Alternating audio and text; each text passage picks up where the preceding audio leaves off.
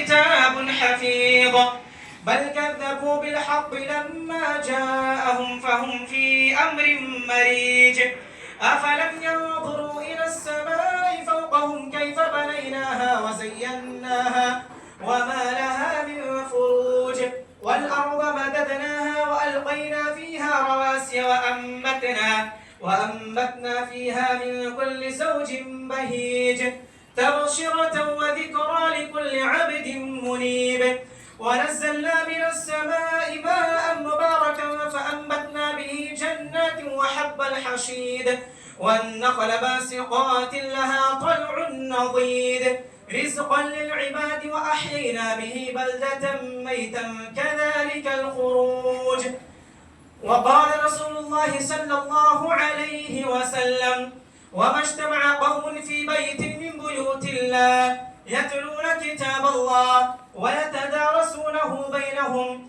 إلا نزلت عليهم السكينة وحفتهم الملائكة وغشيتهم الرحمة وذكرهم الله في من عنده. معزز حاضرین جمعہ اور خواتین اسلام، اللہ رب العالمین کا بے پایا شکر و احسان ہے کہ اس نے ہم تمام لوگوں کو مسلمان بنایا، ایک بنایا اور نیک بنایا. تمام قسم کی تعریفات و توصیفات، مدح و ستائش، حمد و ثنا اس اللہ رب العالمین کے لیے لائق و سزاوار ہے جو اس کائنات کو پیدا کرنے والا ہے، اس کائنات کو بنانے والا ہے. تمام انبیاء کرام پر درود و سلام نازل ہو، بالخصوص جناب علی محمد رسول اللہ صلی اللہ علیہ وسلم کے ذات مبارکہ و مطہرہ پر کہ جنہیں اللہ رب العالمین نے اس کائنات کے لیے رحمت للعالمین بنا کر بھیجا. جیسا کہ اللہ رب العالمین نے ارشاد فرمایا وَمَا أَرْسَلْنَاكَ إِلَّا رَحْمَةً لِلْعَالَمِينَ کہ اے جناب محمد رسول اللہ صلی اللہ علیہ وسلم، ہم نے آپ کو تمام جہان والوں کے لیے رحمت للعالمین بنا کر بھیجا. حاضرین جمعہ، آج کے اس خطبے کا جو موضوع ہے وہ میرا موضوع ہے نوجوانوں کے بگڑنے کے اسباب کیا ہیں. میرے بھائیوں، اللہ رب العالمین ارشاد فرماتے ہیں اللہ الذی خلقکم من ضعف ثم جعل من بعد ضعف قوة ثم جعل من بعد قوة ضعفا وشيبة يخلق ما يشاء وهو العليم القدير. اللہ رب العالمین کی ذات وہ ہے کہ جس نے ہم تمام لوگوں کو کمزوری کی حالت میں پیدا کیا. ثم جعل من بعد ضعف قوة، پھر اس کمزوری کے بعد طاقت و قوت عطا کی.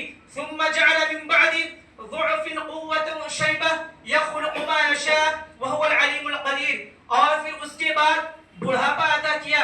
اور اللہ رب العالمین جو چاہتا ہے پیدا کرتا ہے، اور وہ جاننے والا ہے اور وہ سب پر قادر ہے. میرے بھائیوں، اس آیت کریمہ کے اندر اللہ رب العالمین نے انسان کے زندگی کے 3 مراحل کو ذکر کیا ہے. انسان کے زندگی کے 3 مراحل کو ذکر کیا ہے. سب سے پہلے اللہ رب العالمین نے اس آیت کریمہ کے اندر انسان کی کمزوری کی حالت کو بیان کیا.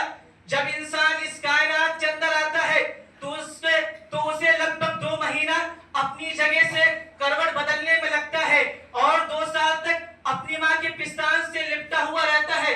اللہ رب العالمین اسی کمزوری کا ذکر اس آیت کریمہ کے اندر کیا. پھر اس کے بعد اللہ رب العالمین طاقت و قوت عطا کرتا ہے، یعنی جوانی عطا کرتا ہے. پھر اس کے بعد اللہ رب العالمین بڑھاپا عطا کرتا ہے.